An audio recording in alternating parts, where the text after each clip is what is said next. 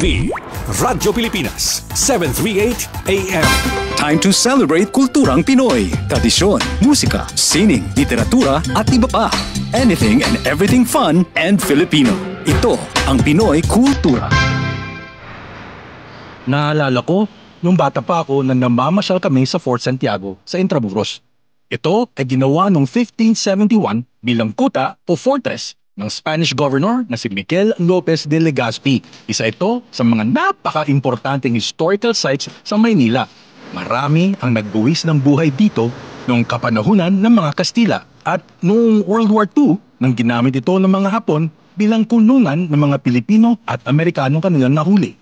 Ang ating national hero na si Jose Rizal ay nakulong din sa Fort Santiago bago siya naging martir sa Bagong Bayan. Ang Fort Santiago ay sinimulang i-restore noong 1953 katapos nitong magtamo ng pagkasira noong Second World War. Ang Fort Santiago ay kawasa bato na galing sa bulkan na tinipag sa present-day Guadalupe Viejo sa Makati. Ngayon, ito ay naglalaman ng iba't ibang memorabilia ni Jose Rizal at isang napakagandang pasyalan ng buong pamilya. Tara na at ating galawin! Yan ang Pinoy Kultura because our culture is cool. Radyo Pilipinas, Radyo Publiko.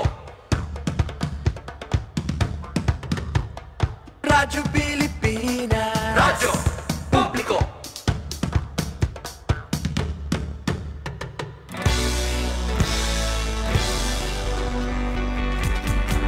Mahalagang mga balita, napapanahong impormasyon. Kami ang inyong gabay pag may bagyo at sakuna. Serbisyo ng gobyerno kapag may nangangailangan. Mga proyekto ng Pangulo, damang-dama ang pagmamahal niya. Tulay ng mga hinaing, ang problema ng bayan ating lulutasin. Tulay sa himpapawid, tulay ng pagbabago. Radyo Pilipinas, Radyo Publiko ng bagong Pilipinas. Radyo Publiko, Radyo Pilipinas, Radyo Publiko ng bagong Pilipino.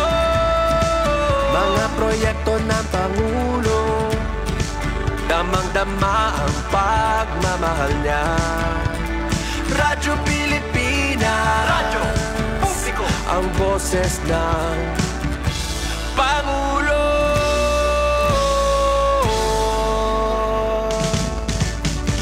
Karamay niyo kami, kahit malayo man kami nakakarating. OFW magsasaka, buhay ay iba't iba, san mang lugar ng bansa natin. Tulay ng mga hinaing, ang problema ng bayan ating lulutasin. Tulay sa himpapawid, tulay ng pagbabago. Radyo Pilipinas, Radyo Publiko ng bagong Pilipinas. Radyo Publiko, Radyo Pilipinas, Radyo Publiko ng bagong Pilipino. Mga proyekto ng Pangulo, damang-dama ang pagmamahal niya. Radyo Pilipinas, Radyo Publiko, ang boses ng Pangulo. Radyo Publiko, Radyo Pilipinas, Radyo Publiko, Radyo Pilipinas. Ito ang Presidential Broadcast Service. Radyo Pilipinas, Radyo Publiko ng bagong Pilipinas para sa bagong Pilipino. Naghahatid ng mahahalagang balita at impormasyon na guugnay ng pamahalaan sa sambayanan. Tulay sa himpapawid ng serbisyo publiko. Radyo Pilipinas, Radyo Publiko, ang boses ng Pangulo. Sa Mega Manila, 738. Radyo Pilipinas, Radyo Publiko. Oras sa buong Pilipinas, 8 minuto makalipas ang alas 3 ng hapon.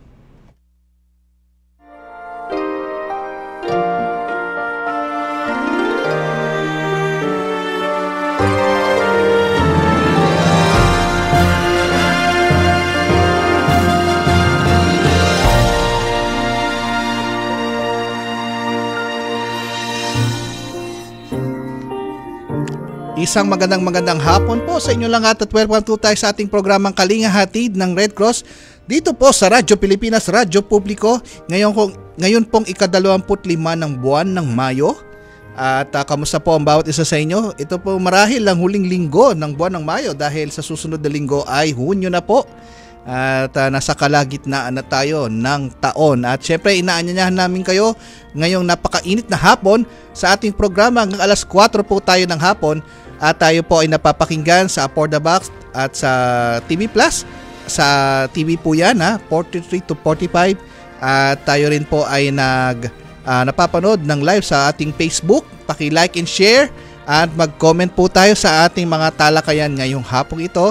At syempre napapakinggan po tayo 738 kHz sa Radyo Pilipinas, Radyo Publiko, AM band. Okay, at syempre nais nating pasalamatan ang bumubuo po ng ating programa mula sa Presidential Communication Office, ang ating secretary at ang ating director na si Director sa Fernando Sanga ng Presidential Broadcasting Service.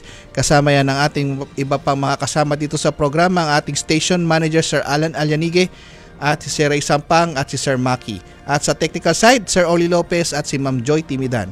At sa Philippine Red Cross, ang ating chairman and CEO Richard J. Gordon. Kasama yan ng ating iba pang Board of Governors at ng ating Secretary General Dr. Gwen Pang at ng mahigit 100 chapters nationwide, ang kanilang mga Board of Directors at Chapter Administrator kasama Red Cross Youth at Red Cross 143. Okay, hindi na natin patatagalin pa. Makakasama natin sa Zoom ang lagi nating kasama ang ating Governor Corazon Alma de Leon. Magandang hapon po, ma'am. Kamusta po? Yes, magandang hapon. Despite the kainitan, ay dire-diretso tayo sa programa. At tamang-tama, merong message si retired Chief Justice Hilarion Davide Jr. na babasahin natin. No? Sabi niya, a blessed Sunday, the 25th of May, 2025. Today's message is on life. Life is not about having all that we want. It is about appreciating all that we have. To fail means we have tried. To be hurt means we have loved. To survive means we have learned. And no matter what the situation is, God is with us. There is no reason to quit. The Lord is with me like a mighty champion. My persecutors will stumble. They will not triumph. In their failure, they will be put to utter shame and to lasting, unforgettable confusion. Jeremiah 20:11. Salamat kay retired Chief Justice Hilarion Davide for inspiring us. At tamang-tama, dalawa ang ating panauhin ngayon. Ang una ay si Mr. Beliardo Bart Ansiro, National Field Representative, Special Safety Services ng Philippine Red Cross. At ang topic natin ay kaligtasan sa daan. Dapat nating tandaan, Road Safety Month episode. Dire-diretso na tayo. Andito na si Bart Ansiro. Go ahead. Please show your face. On cam at naka-mute kaya ta, Sir Bart. Bart. Si Gina nakita ko na rin pero hindi pa naka-light eh. Oo. Mamaya Bart, pa si unahin natin si Road Safety. Sir Bart, ano ka po ba? Naka-mute ka po yata. Bart. Well, habang naghihintay tayo naman, ayan na siya. Hello, Bart. Naka-mute ka. On ka na. I-mute. Kasi mute ka eh. Mute mo yung audio mo. Bart. Hello po, magandang. Ayan, okay na. Hello po, Gabara. Bart, yes, sige. Ang congratulations pala. Oo. Ang unang tanong sa'yo, sa datos ng PRC, ilang mga nasasaklolohan, mga motorista na naaksidente ng ating volunteers ngayon taon at nakaraang taon? Do you have Ah, your data? Sige, go ahead. magandang magandang question po 'yan, Gob Cora. As of Yes. now, last 2024 ang ating pong ambulance response po ay nakapag-cater ng 10,706 na pasyente kung saan po dito ang ating ang patient natin na total patient transported po natin na 6,000 plus po 6,408. While po doon sa for this year po, sa kasalukuyan po ang atin pong datos sa datos po natin is nasa 4,307 na po sa ngayon po. Almost kalagitnaan ng taon po ito. Sige, alam mo, Bart, gusto nating malaman, ano ang mga kadalasan sanhi ng mga road crashers o aksidente? Bart, go ahead. Yes. ah, Yes po, Gob Cora. Base po sa mga datos at mga pag-aaral na natin na nakuha at naisagawa ng ating mga researcher, kadalasan pa rin po dito is mga ano po to, um, ang mga common na sanhi po is mga faulty errors na nandito po, no? Kasi po kung titingnan natin sa Strong Pilipinas, puro road signages na tayo. Ang dami-dami ng paalala na binibigay ng gobyerno at maging tayo po sa Philippine Red Cross ay patuloy nagpapaalala sa ating mga motor sa ating biyahero at saka sa ating mga drivers po, but still may nangyayari pa rin pong ganitong mga road crashes, no? Yes. So, Malaki pong porsyento po ito. yes. Anong malaking porsyento? Kasi bakit natin binibigyan pansin ng PRC? Anong layunin natin sa road safety? Um, our Go ahead. mandate po to serve the Filipino people. Yeah. So, ang ano po natin binibigyan po natin ng malaking ang titingnan, but marami pa rin pong affected na hindi So therefore, ang individual tanong ang, natin, ang nasangkot dito. So, as directed by our chairman, yes po, is to serve the most vulnerable. So, hindi po natin, binibigyan din, kaya po binibigyan pansin natin kahit po ang road safety. mhm. Ano-ano ang paunang lunas o ginagawa ng ating mga emergency team sa mga nire-respondihan ng mga aksidente? At gaano kabilis nakakasaklolo ang mga PRC ambulances ngayon? Siguro paliwanag mo, Bart. Yes po. Yes po, Gob. Ang kadalasan naman po na re-respondihan natin is more on controlling bleeding ang punang ginagawa ng ating mga ng ating mga responder dito o yung mga naka-duty nating medic. But it depende na naman po ito kung ano po ang nagiging case ng ating mga pasyente. Kung minsan nangangailangan ng extrication na andyan po umaalalay po sa atin ang ating ang ating emergency response unit, as well as kung nangangailangan po ng spine board. So, nandyan din po yung ating response. But in the totality, ang pinaka po natin sa PRC is to train our people para po makaresponde ng mabuti na humihingi ng tulong sa atin. Correct ka dyan, pero ang tanong, ano ang mga programa or aktibidad ng PRC para sa Road Safety Month ngayon, 2025? I'm sure nakikipag-ugnayan na kayo sa ahensya natin ng pamahalaan. Go Yes ahead. po. Yes po. Totoo po 'yun. Tayo po ay lagi nakikipag-usap o nakikipag-ugnayan sa mga different agency of the government, no? Isa sa pinakamalaking ang lagi nating part ng ating ng ating campaign po, Gob, is to build awareness pa rin po doon sa mga road safety issues natin, no? Nandyan din pa rin po yung ating programa, tulad halimbawa po ng pagbibigay ng first aid and ng, sa mga gusto pong matuto ng first aid. At the same time, nandiyan din po yung paglo-launch natin ng ng partnership sa mga different agencies, sa different organization ng yung organization or sector po. Tama-tama, alam mo, merong kumontak sa akin, kaibigan ni Chairman Gordon, at sabi niya ang kanyang anak ay gustong mag-training.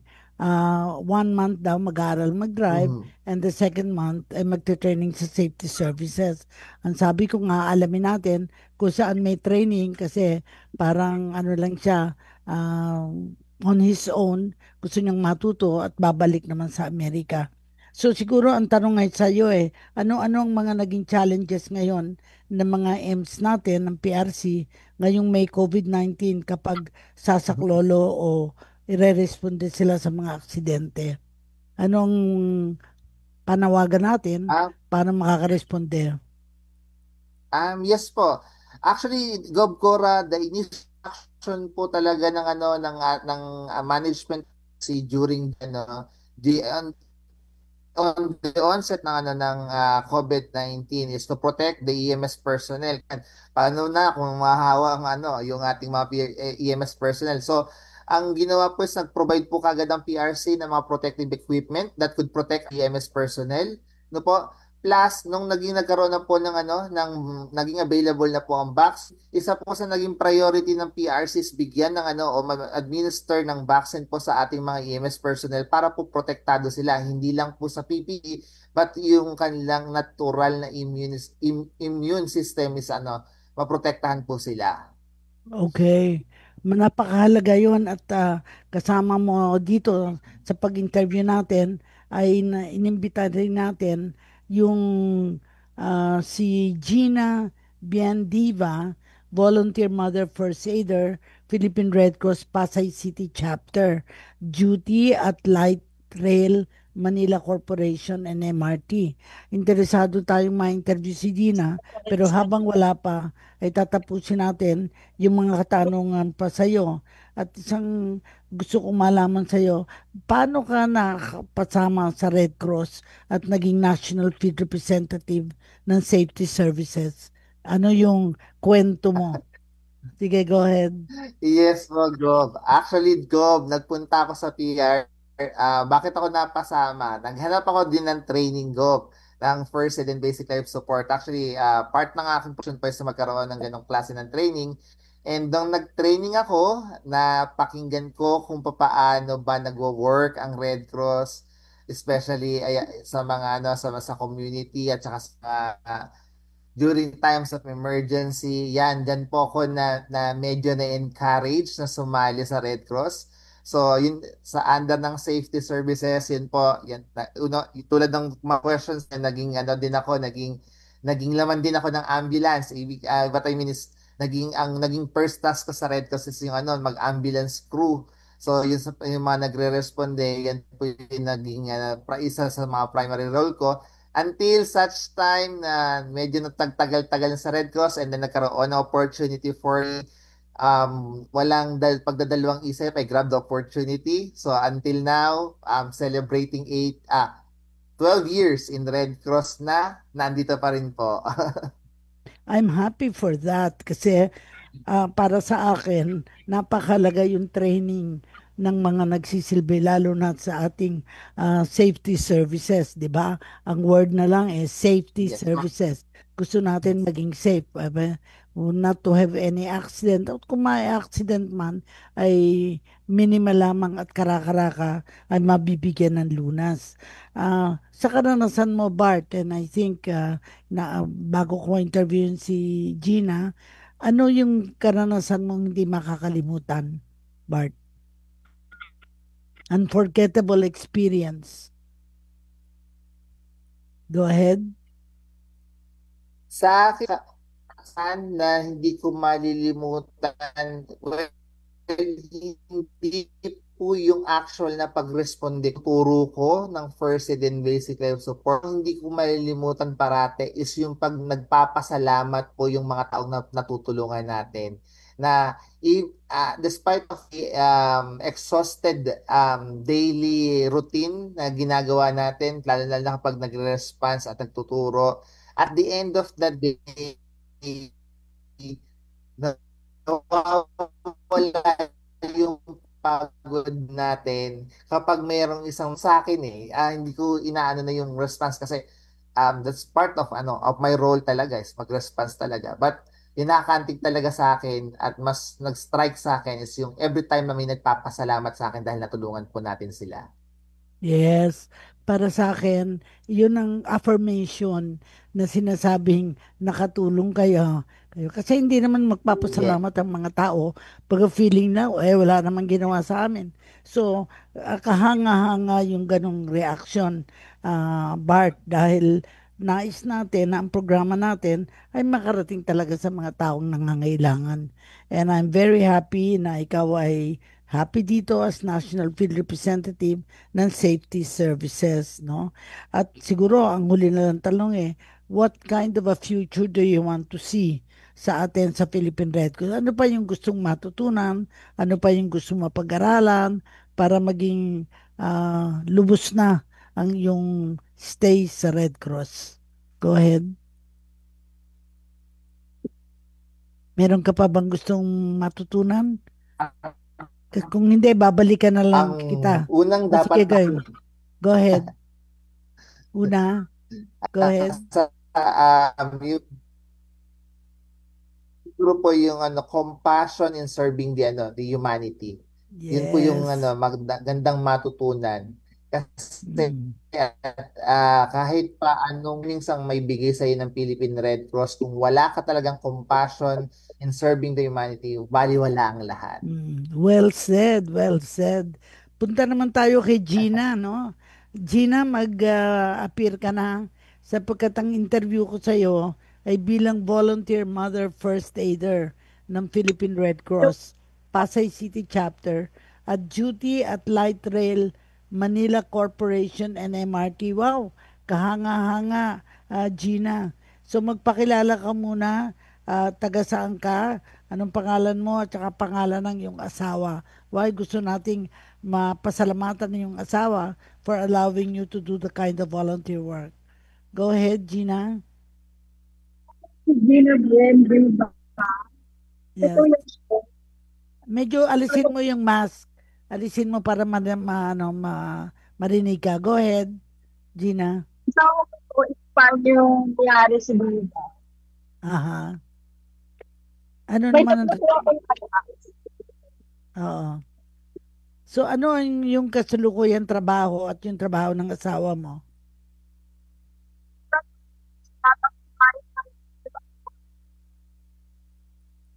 Medyo choppy ka, pero trying to, i-relate ko kung ano yung marinig ko, no? Pero, kayo ba may anak? Ilan ang inyong anak? Po. May anak ka na ba? Ilan ang anak nyo, ma'am? Ilan? Boy, girl? Yung panel ko po, boy, tapos yung pangalawa girl, yung bunso, boy. May girl, boy and girl. Mm-hmm. Oo, thank you. Nasabi mo. Siguro ang tanong bakit sa Philippine Red Cross kaya naging isang volunteer? Ano nakita mo sa Red Cross na nag-decide kang dito mag-volunteer? Go ahead. Po yung pagiging leader ko po. Okay. Go ahead. Tapos po, kasi dito po ako na naging first leader po ako ng Paso Chapter. Kasi po yan ako nakikita ko dito sa Ativa. Naka-duty siya ngayon, Ma'am Cora. Naka-duty siya ngayon dyan sa LRT. Oo. So, anong ginagawa mo bilang nag-duty dyan? Anong hinihintay mo? Mga nagdo-donate? May box ba kayo para donatan? Nagko-collect ba kayo ng donation? Hindi po, first aid Mga nakatambay sila na first aider. Ay, alam ni Sir Bart yan. Okay. Just in case may mangyari. So, balikan natin si Bart dahil siya ay hindi pa tayo tapos at hindi pa pwede si Gina. Pero, Doc Cora, diba? sa pagbabalik ni Teting kay Sir Bart, tayo ay magbibigay daan muna sa mga ilang commercial break sige. at magbabalik po tayo sa ilang mga paalala. Sige. Okay. It's a public service announcement. Sa nararanasan nating matinding init ng panahon, maging ligtas at iwasan ang heat exhaustion at heat stroke. Regular na uminom ng tubig. Magsuot ng light-colored, presko at maluluwag na damit. Siguruhing may sapat na ventilasyon ang inyong mga tahanan. Maligo para mapreskuhan ang katawan. Basahin na malamig na tubig ang balat kapag nagsimulang makaramdam ng pagkahilo o pag-init ng katawan. Kung maaari, huwag lumabas sa mga oras ng pinakamainit na sikat ng araw, partikular sa pagitan ng alas 11 ng umaga hanggang alas 3 ng hapon. Kung lalabas naman, ay magdala ng payong, pamaypay o minifan, face towel at huwag kalimutan ang inuming tubig. Kapag nakaramdam ng pagkahapo, matinding pagkahilo, panghihina o may kakilalang nawalan ng malay dahil sa init ng panahon, agad na magtungo at humingi ng tulong sa pinakamalapit na health facility sa inyong lugar. This is a public service announcement. Public service announcement from PBS, Presidential Broadcast Service at Radyo Pilipinas, Radyo Publiko, 738. Pininisinta ni Pangulong Ferdinand R. Marcos Jr. ang dalawang bagong batas na kanyang nilagdaan. At una na rito ang magiging ganap na kagawaran ng NEDA na tatawagin na bilang Department of Economy, Planning and Development o DepDev. Sa ilalim ng DepDev, mas madali na rin matutukoy kung aling proyekto ang dapat palawakin, alin ang kailangan ayusin, at alin naman ang dapat nang itigil para mas maging kapaki-pakinabang para sa mga Pilipino. Kaya naman, may iwasan na natin ang nasasayang na pondo, panahon at pagkakataon sa paglilingkod. Para mas palakasin pa ang paghahanda laban sa mga sakuna, ay inilahad naman ng Pangulo ang PHIVOLCS Modernization Act. Sa ilalim ng PhilBox Modernization Act, mas mapapabilis ang paghahatid ng sapat at napapanahong impormasyon na makakatulong sa ating pagharap sa kalamidad. Sa ilalim ng PhilBox Modernization Act, tataasan natin ang taunang pondo ng ahensya sa loob ng 5 taon upang makabili sila ng mas modernong kagamitan at makakapagpagawa ng mas makabagong pasilidad. Para sa iba pang mga balita at impormasyon, manatiling nakatuto. Tapat sa pag-uulat. Radyo Pilipinas, Radyo Publiko, 738. Radyo Publiko, Serbisyo. Bayang News Nationwide. Balitang pambansa. Sa ulo ng ating pinakamalawak na pagbabalita. ang radyo ng Pilipinas. Radyo Pilipinas. Balitang mahalaga sa bawat mamamayan. Ang radyo ng publiko. Radyo Publiko. Nag-uugnay ng pamahalaan sa sambayanan. Ay inyo ring mapapakinggan sa 104.3 FM band. Magkaisa, magtulungan para sa pag-unlad ng ating bansa. Radyo Pilipinas, Radyo Publiko sa 104.3 The Capital. Ang ating mga programa at serbisyo para sa mamamayang Pilipino. Ibabahagi natin mula alas 6 ng umaga hanggang alas 12:30 ng tanghali. Monday to Friday sa 104.3 FM band. Radyo Pilipinas, Radyo Publiko and The Capital. Ang boses ng Pangulo. Sabay na maghahatid ng serbisyo sa mamamayang Pilipino in the new era of collaboration. Basta mula sa iba't ibang bahagi ng bansa. Radyo Pilipinas, Radyo Publiko sa 104.3 The Capital. Good news! Ang inyong pinagkakatiwalaang Radyo Pilipinas nasa TV na. Oo, nasa TV na. Ang Radyo Pilipinas 738 AM ay live nang mapapanood sa Channel 3 ng ABS-CBN TV Plus at Channels 45 to 49 ng GMA Affordabox. Kaya may access ka na sa balitang totoo anytime, anywhere. Sa radyo, sa social media at TV. Radyo Pilipinas 738 AM. Okay, nagbabalik po tayo sa ating ikalawang bahagdan ng ating programa. Gob Cora? Yes. Interesado akong malaman kay Gina Bienda Diva, ano ang pakiramdam niya na isa siyang volunteer sa Philippine Red Cross. Go ahead, Gina. May ano ka ba? Masaya po akong naging volunteer po ako ng kaso sa. Oo. Bakit ka naman naging masaya at kailan ka nagsimula pagiging volunteer? No po, kasi nag-aano po yung signal ko eh. Oh, hindi ba? I can hear you. Masaya naman po ako na naging volunteer po ako ng Red Cross. Saka wala din naman po kasi akong ginagawa sa bahay. Wala naman po kasi din ako ng Red Senior In na ba other siya? words, Senior? Yung free time mo. Senior ka na po ba kayo, ma'am? Oo. Edison, may tanong ka? Oo, senior na ba si Ma'am Gina? Senior na po ba kayo? Mukhang bata pa eh. Oo. Paano niyo naman nasabing wala na kayong ginagawa? Going pa lang po, 50. Opo. 52 years old po. 52. Bata pa. Ano ba ang feeling mo pag nakakatulong ka sa mga tao sa pakiramdam mo? Kasi sa LRT ka pala eh. Light Rail Manila Corporation and MRT. Anong ginagawa mo doon? Pag pagbo-volunteer, ikwento mo para sa mga nanonood sa atin. Ano po? Nagpa-first aid po ako ng mga unconscious na binababa po sa train. O kaya yung mga bumabagsak na lang po sa pila. Ini-first aid ko po sila.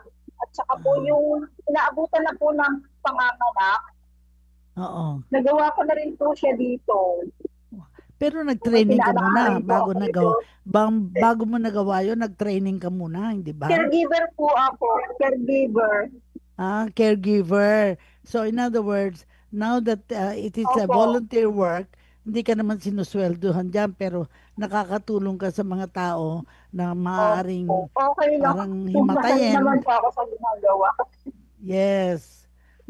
So siguro, ang tanong ko ay bakit sa Philippine Red Cross ka na samantalang caregiver ka at pwede ka namang makapagtrabaho. Apparently, wala kang trabaho ngayon and you just rely on your husband kahit may anak ka. Tama ba, Gina? May suporta naman ang yung husband. So, pero dahil dito, paano mo nahahating yung oras para sa PRC at yung para sa pamilya bilang ina ng tahanan? Kasi nakalagay dito, volunteer mother first aider ka. Paano mo nahahati oras mo? Ikwento mo. Wala kang audio yan. Sige. Okay.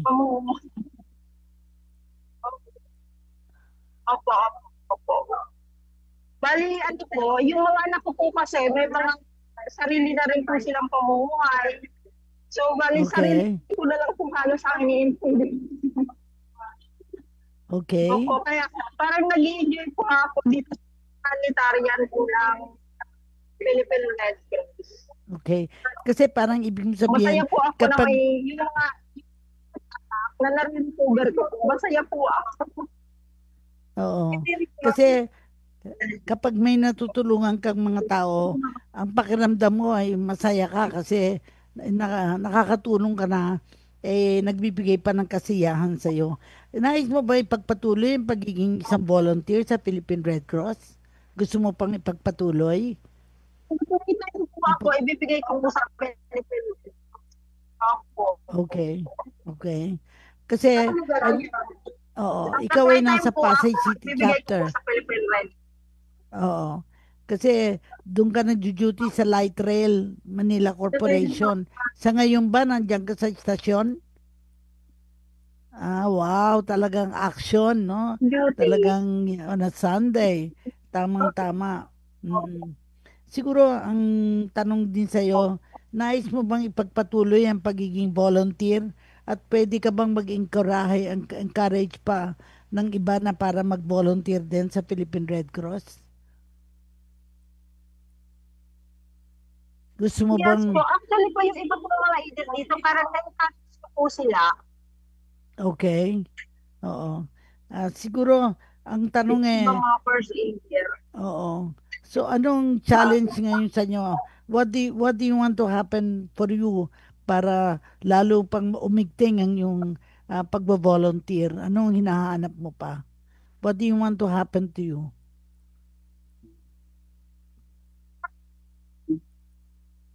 Yung pagiging caregiver, yung medical health. Okay. So makakatulong ka din lalo. Yung parang masaya po ako na parang yung sa humanitarian. Kasi I have been to Pasay City.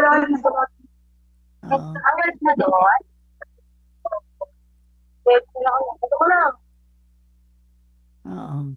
Anyway, siguro sa pagpapatuloy natin, Yun lang po. babalikan ko din si Sa Bart. ambulance din po, minsan po nag-ambulance service. Oo, okay. Si Bart, pwede bang bumalik? Yes, oo, pwede. Yes, Sir Bart, nandyan pa. Bart? Yes po, go. Siyempre, dahil may natutulungan ka, katulad ng tanong ko kay Gina, paano nahahati yung oras mo bilang volunteer ng Philippine Red Cross? Stop. At para makatulong sa yung oras mo, siyempre, napaka-importante para sa pamilya mo. At pero si Sir Bart ay stop yan. sige, go ahead. Hindi ka na volunteer, you're staff. You're actually paid. Yes, So gusto mo ang Actually, trabaho that's mo.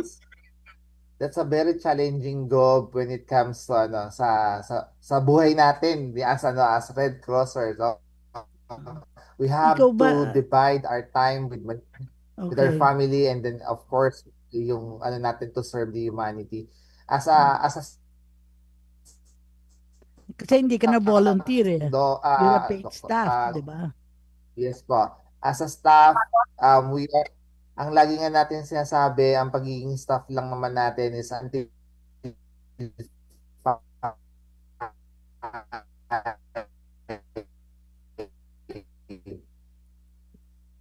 Alam mo, Bart, ikaw ay National Field Representative ng Safety Services. Kailan ka naging... volunteer tayo, duty mo sa yes.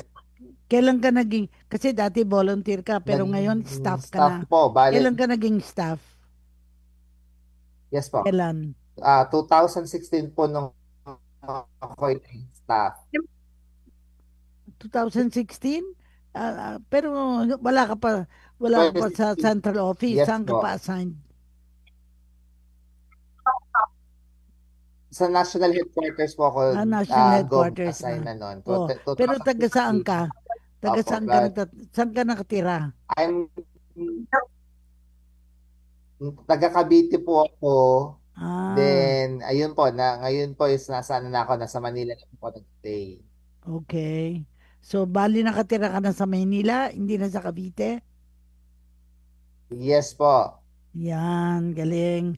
So, siguro sa ating pagtatanungan dito, ano naman yung anong experience mo na nagsaklolo ka, nagresponde ka sa mga aksidente? Na-involve ka na ba rin sa traslasyon? Sa Quiapo? Yes po, yes. Yes, so yun ang gusto kong ikwento mo kasi massive ang ating engagement dyan eh. Ano yung karanasan mo doon nung nag-volunteer ka sa Quiapo? Well, hindi volunteer but actually staff ka, yes. Sir Bart, Ano medyo yung mahina karanasan ang mo? signal mo. Medyo mahina yung signal mo. Nasa tower ka ba ngayon? Sir Bart?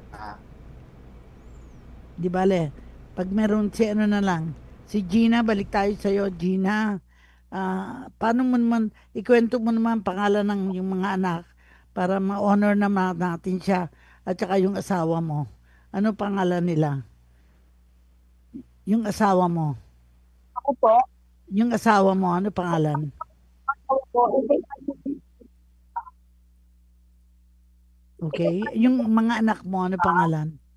Di ba tatlo ba ang anak mo? Dalawa? Ha? Geoffrey. Opo, tatlo po. Bali, middle Tatlo? po yung birth. Okay. Ano pangalan? Bali, yung pangalan ko po, Geoffrey Diva. Okay. Geoffrey po. Geoffrey Diva. Geoffrey.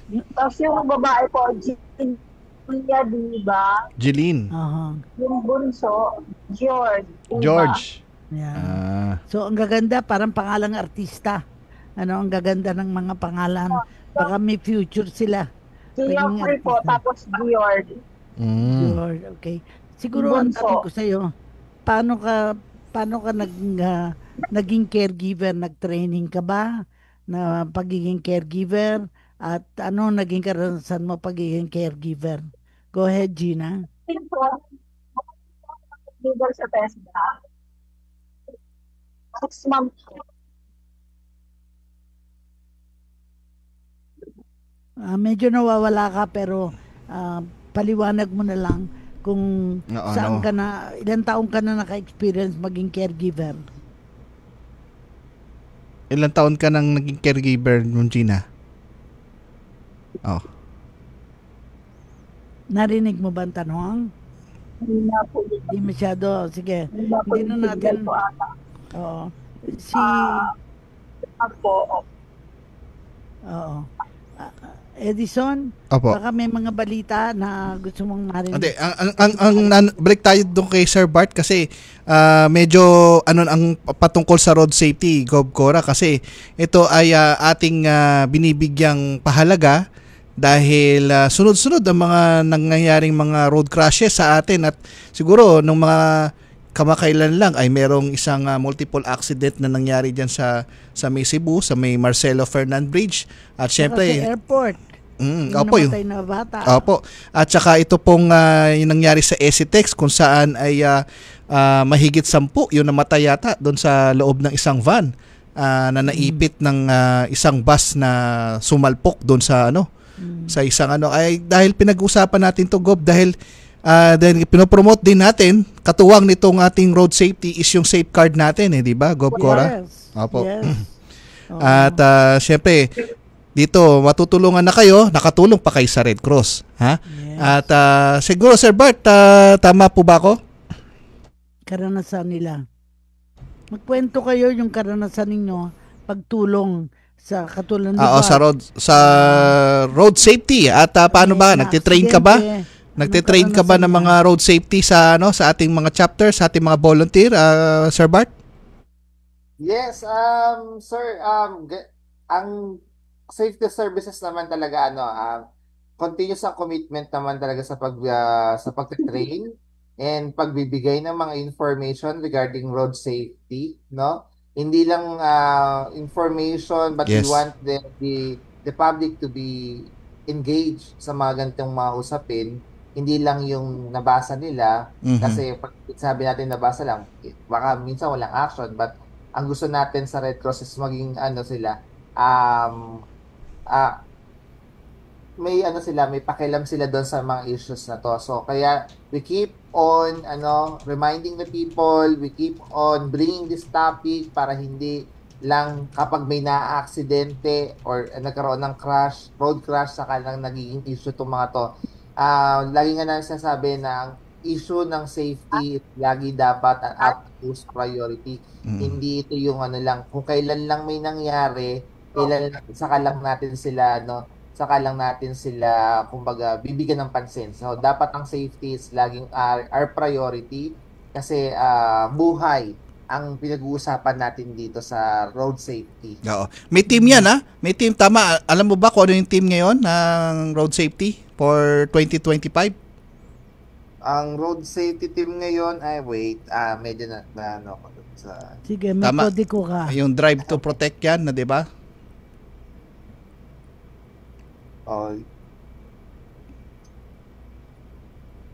Tama. Drive to protect. Ayun. Commit to life, drive to protect, safe streets, safe children. Kasi Gov Cora, involved talaga ang mga kabataan dito, ang ating lalo sa pagdawid pa lang, ha. Gov Cora, yung mga kababayan natin, ha, minsan tayo ay magbigay daan kapag dumadaan po sa pedestrian ang ating mga kababayan. Kapag dumadaan po sa pedestrian, paunahin po natin sila. Wag po pag may nakakita po tayo ng pedestrian lane, as much as possible, hihinto po tayo, ha, para ma-prevent natin yung mga ganyang accident. Tama ba ako, Sir Bart? Yes. Ang nga natin dito, ang road po ay para sa lahat. Hindi lang po yan para sa motorista at pati po yung mga pedestrian. So, meaning lahat ng gumagamit ng kalsada, may karapatan yan. At nag-advocate din tayo para dyan sa yung pagkakaroon ng child-friendly seat sa sa mga sasakyan, tama, di ba, Sir Bart? Yes, actually, yun nga, yun isa nating though nagkaroon ng na medyo na naka-hold ang implementation ng car seat, but itong nangyari itong yung isang road crash nga doon sa SCTEX kung saan yung bata lang ang nakaligtas, yung both parents ay Pero yung bata namatay. So, ang isa sa nakita kung bakit nakaligtas yung bata is because naka-car seat ang bata. Oo, naka-car seat. Anong buhay yung bata, Gob? Yes. Sige po, Gob. Speaking of bata, ikaw ba ay may pamilya? Yes po. Yes. Bigay mo naman ng pangalan ng yung wife at saka children. Para may wife ma-acknowledge po natin. si May Ansiro po at saka si Ciel Bailey Ansiro. Wow. So, bali dalawang anak mo? Isa pa lang naman. Isa pa lang. Opo. And then your wife, tama. Pero taga saan ka talaga? Cavite. Cavite po. Cavite. And saan ka naman nag-aaral? Ako po ay nag-aaral sa sa Fatima University. Okay. Ano naman ang inaral mo doon? Ako po ay nag-take ng nursing. Okay. So nurse ka? Luckily, nurse na po ako. Nurse, okay. So buti hindi ka nagka-interest na mag-abroad para but since may family ka, I think naisip mo dito ka na lang sa Pilipinas, di ba? Yes, actually kadungtong yun ang kwento ko, Gob, kanina. Sige. Na kaya ako napadpad sa Red Cross is because naghahanap ako ng training ng first aid kasi nga gusto ko mag-abroad. Okay. Ayan, hindi na natuloy abroad, nandito ako sa Red Cross. Galing. Anyway, ang Red Cross is an international organization. Yes. So who knows, baka darating ang araw na ikaw ay ipadala doon sa ibang bansa para tumulong in case may operations. Sa pagpapatuloy natin, baka okay na ba si Gina? Magbigay na tayo sa ating mga final message sa Gobcor at sige, 3:50 final na. message na lang. Gina, I think nasa telepono Si muna? Si Bart muna. Okay. Final message yan lang, Bart. Yes po, the Philippine Red Cross through our chairman, yung lagi pong nire-remind na safety yan. Kasi as person in charge in the safety services, syempre, ang isa sa mga gusto natin is everyone is safe. Lagi po natin tatandaan sa issue po ng road safety, dapat lahat may pakialam. Galing. Si Gina nasa telepono, may kausap yata siya. Kaya Ma'am Gina, siguro makakabigay narinig ba tayo ni John Gina? Final words. Magsenyas ka na lang, Gina. Ma'am Gina, patapos na po tayo. Magbigay ka na lang ng final message mo. At tayo ay hanggang alas 4 lang. Sige, go ahead. Maganda boses mo. Sige. Opo. Ano yung final message sa ating mga kababayan na kagaya mo na ina na volunteer ng Red Cross? Hello po? Yes, Yes, sabihin mong message mo. Hello, Gina. Narinig mo ba kami, Ma'am Gina? Final message po. Opo, yes, oo. Yes po. Opo.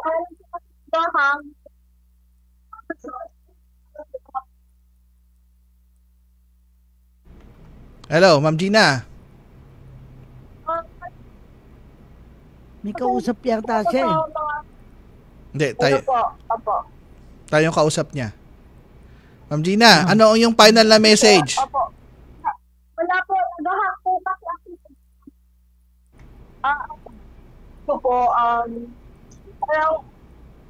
masaya po ako sa lahat ng ginagawa ko po dito bilang first aider. Lalo-lalo na po dito sa LRT kasi marami po ditong halos pasyente, halos po araw-araw mayroon po kami nire-rescue. So bali, nai-enhance ko na rin po yung pagiging caregiver ko po. At masaya po, kaya po ako napunta pala dito sa Philippine Red Cross kasi po nung kasama po sa curriculum po namin yung Red Cross po, so nag-interest po ako na maging first aider po ng Red Cross. So ngayon po, nag-enjoy po ako yung maging first aider po nila. Meron po dito minsan yung mga ina-atake po na train operator o kaya yung mga ina-atake po na mga teller. So, na-handle ko na rin po sila sa awa po ng manugal. Nais ko naman po na hindi na po sila in emergency. Thanks to God po. Yun lang po. Papasalamat po ako sa Red Cross at napunta po ako dito. Masayang-masaya po. Okay. Salamat, Gina. Oo. Salamat, Bart, sa inyong pag-responde sa ating invitation na isang dakilang ina at si ano naman kaligtasan sa daan dapat natin tandaan. Ang ganda-ganda ng panawagan natin dito. So final words sa Edison. Kayo po. Ang sa atin ay isang dasal para sa mga nanonood, nakinig sa atin at para sa ating mga naging panauhin. Lord, let me be the change I want to see, to do with strength and wisdom all that needs to be done and become the hope that I can be. Set me free from my fears and hesitations. Grant me the courage and humility. Fill me with spirit to face the challenge and start the change I long to see. Even if I'm not the light, I can be the spark in faith, service, and communion. Let us start the change we want to see, the change that begins in me. Maraming salamat sa inyong dalawa, kay Beliardo, Bart Ancino, and of course, kay Gina Bien Diva. Maraming salamat, and I hope sa mga susunod na episode natin ay makakabalik kayo para ibalita ang inyong mga ginagawa sa Philippine Red Cross. Salamat. Edison, take it away. Yes po. Maraming salamat, Gob Cora. At sa ating mga nakapanayam ngayong hapong ito, ang ating volunteer nanay na mula sa Philippine Red Cross Pasay City Chapter, si Nanay Gina Bien Diva. Nanay, hindi na siya nanay sa tahanan, nanay na rin siya dyan sa LRT dahil marami na siya nakikater ng mga pasyente. At syempre, ang usapin tungkol sa road safety, si Sir Bart Beliardo, Bart Ancino, at nang siya ay National Field Representative ng Safety Services, at nagpapasalamat tayo sa kanilang manager na si Sir J. Lord Abrigado, ang Safety Services Manager po ng Philippine Red Cross, at sa Chapter Administrator din po ng Pasay City Chapter na si Ma'am G. Arieta. Okay, at yan na po ang ating programang Kalinga Hatid ng Red Cross sa Radyo Pilipinas ngayon po 25 ng buwan ng Mayo. Susunod na po ang pagbabalita hatid ni Sir Albert Sebastian, at kasunod po yan ng programa ni Vance Fernandez. Sa susunod na linggo, isa na naman magandang talakayan po ang ating sa subabayan dito sa ating programa, at may makakapanayan po tayong bagong Board of Governor ng Philippine Red Cross. Ito po si Edison Enriquez, 5 minuto bago mag 4:00 ng hapon. We know you're always on the go.